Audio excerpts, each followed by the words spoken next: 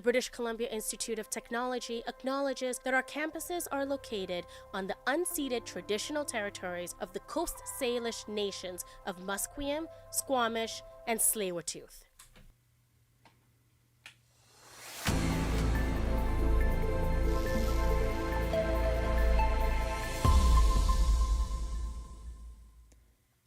Good morning, I'm Emily Deneen, and here's your news update to 10. With the new involuntary care sites being opened and announced, people are speaking their opinion. A community activist has said that this plan is a big step backwards. Garth Mullen with the Vancouver Area Network of Drug Users says that BC has tried this program in the past and it hasn't worked. Our producer Ryan Sheridan has more on what Mullen thinks of this new announcement. Hi, Emily. Happy Tuesday. Like you were saying, there has been a lot of backlash. Mullen actually said that the possibility of being sent into an involuntary care facility can actually scare people away from getting the help they need. And in other news, it is National Consent Week. We have a reporter out in the field talking to the Justice for Girls organization today. And Instagram actually created a new teen account feature. This feature is available in Canada, the US, the UK, and in Australia. We also have a reporter talking to a local teacher about the impacts that social media has for students. Back to you, Emily. Thanks, Ryan. BC United MLA Karen Kirkpatrick says that she's speaking to other members running as independents. Kirkpatrick says she is re-entering the election so that she can run in the upcoming provincial election. She also says that BC United leader Kevin Falcon's decision to support the BC Conservative Party left many voters without anyone to support. Because of that, she decided to run in this election. Kirkpatrick is making sure to focus on getting independents elected before looking at the future of BC United. RCMP and Smithers say a head-on collision has killed one person and seriously injured two others. The collision is currently being investigated and was between a pickup truck and an SUV. The lone pickup driver was taken to the hospital, while the driver of the SUV was pronounced dead at the scene. The passenger in the SUV was also taken to the hospital. Mounties are asking people with dashcam footage to come forward as they suspect impairment is a factor in the crash. Over in Campbell River, investigators seized a large stash of illegal drugs as well as several weapons, which were intended to be trafficked. Mounties say officers used the search warrant on September 6th just off of Island Highway for an unrelated investigation. Police say that they found more than 100 grams of fentanyl, 70 grams of cocaine, and 40 grams of crack cocaine. There was also a collection of firearms and a switchblade. A man and a woman were arrested at the scene and have been released until their court date. Prime Minister Justin Trudeau says Liberals have lots to think about after losing a second by-election in Montreal last night. Trudeau and his cabinet were hopeful that the Liberals could retain the Montreal voters. Instead, their hopes were crushed when the Bloc Québécois won, with the NDP party coming in second. Trudeau has not yet told the reason for his party losing the seat. Oh, I think there's all sorts of reflections to take on that, but the big thing is to make sure that Canadians understand that the choice they get to make in the next election about the kind of country we are really matters. Sean Combs, or better known as P. Diddy, has been indicted on federal sex trafficking charges.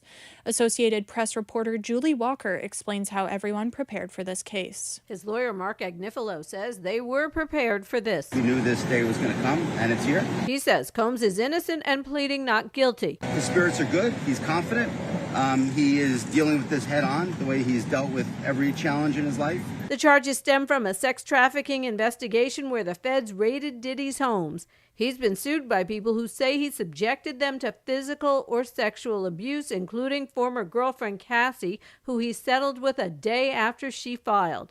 A video of Diddy punching and kicking her surfaced after that. Julie Walker, New York.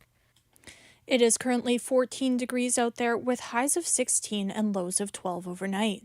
Bring out your umbrella as there's a 40% chance of rain later today. That's been your news update to 10. Emily Deneen, BCIT's The Crow.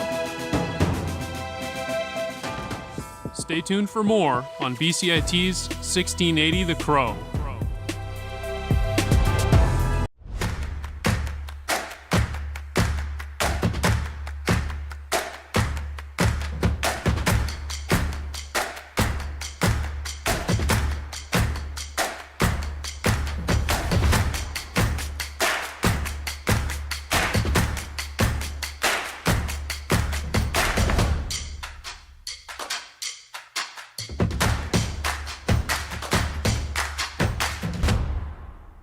everything is changing to digital. Everything is online. People aren't just waiting for the 6 o'clock news anymore. People want their news right now. They want to be able to go onto their smartphone, onto the internet, and see the news that they want to see.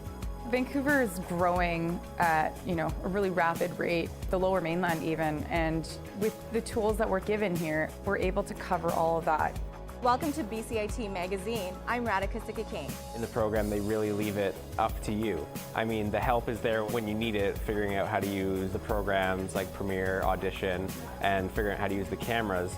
But it's up to you to sort of experiment and figure out what you can do when you go out in the field. They brought candles and flowers to remember the student who lost her life yesterday. Theresa May says the international community condemns Moscow. They really make sure that you know the basics and you are able to put out a quality product. I'm Brady Tretnero. And I'm Radhika Sikki-King. Thank you for tuning in to BCIT Magazine.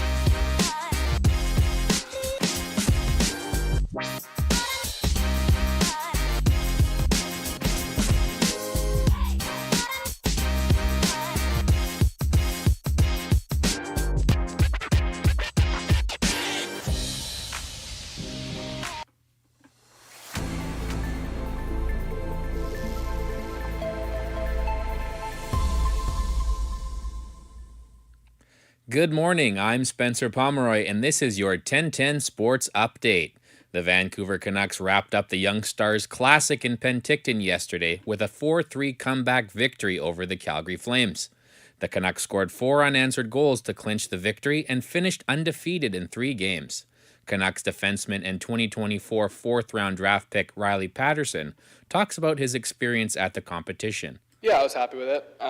Coming in, you're just trying to play your game and be confident out there. It's first taste of kind of pro hockey, and it's definitely different from juniors. So I'm kind of just being a sponge, taking everything in, and try to just learn as much as possible. And I just was happy with my weekend. The Canucks will kickstart their training camp this Thursday in Penticton. Last night's Monday Night Football clash saw the 0-1 Atlanta Falcons travel to Philadelphia for a matchup against the 1-0 Eagles. The Eagles failed to seal the game late after running back Saquon Barkley dropped a key third-down pass. The Eagles had to settle for a field goal and give the ball back to Kirk Cousins for a chance to drive the field and win the game. Here's Cousins, waving London to the far side, takes a snap.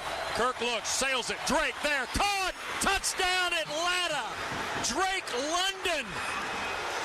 Drake London caught a 7-yard touchdown pass with 34 seconds left to tie the game, but was flagged after the play for a celebration which moved the point after try 15 yards back. But Falcons kicker Younghoe Koo nailed the 48-yard try to give the Falcons the 22-21 victory. On the diamond now, the Atlanta Braves got blanked at home to the LA Dodgers Monday night in the heat of a playoff race. Former Brave Freddie Freeman hit a 3-run shot in the 7th to seal the Dodgers' 9-0 victory. This left the door open for the New York Mets to take advantage. The Mets and Nationals were tied in the 10th until Mets outfielder Starling Marte stepped up to the plate. Line left field, base hit to the corner. Marte wins it for the Mets. Bader scores. The Mets come back to beat Washington 2-1 in 10. This victory moved the Mets a full game ahead of the Braves for the last NL wildcard spot with 12 games remaining for the two clubs. In other playoff races, the New York Yankees sit 3 games up on the Orioles in the AL East. The Yankees open up a 3-game series in Seattle tonight against the Mariners. The pitching matchup tonight features 2 young arms in Luis Gil for the Yankees and Brian Wu for the Mariners. First pitch is scheduled for 6:40. Moving across the country, the Baltimore Orioles will look to make a move in the standings with a matchup at home against the San Francisco Giants. Albert Suarez is scheduled to get the ball for the O's, and 2018 Cy Young winner Blake Snell will go for the Giants. First pitch is scheduled for 3:35. And north of the border, the Blue Jays will look to gain some momentum for next season as they head to Arlington tonight to face the Rangers. The Blue Jays have yet to name a starter, and the Rangers will send Nathan Eovaldi to the bump. First pitch is scheduled for 5:05. The UEFA Champions League returns today with a brand new format.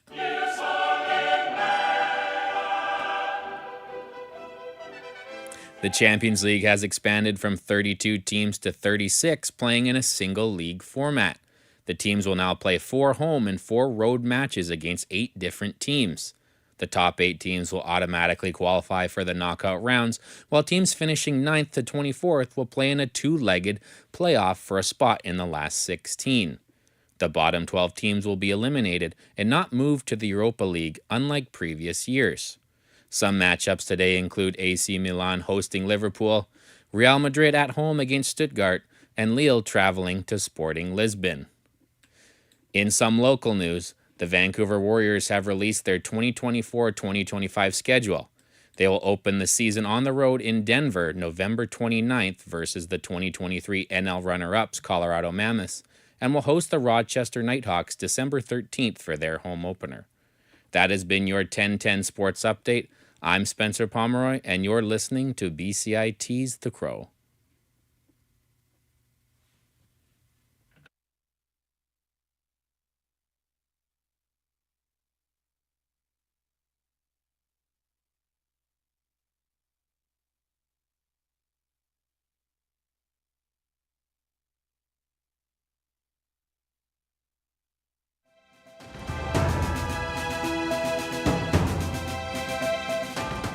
Stay tuned for more on BCIT's 1680 The Crow.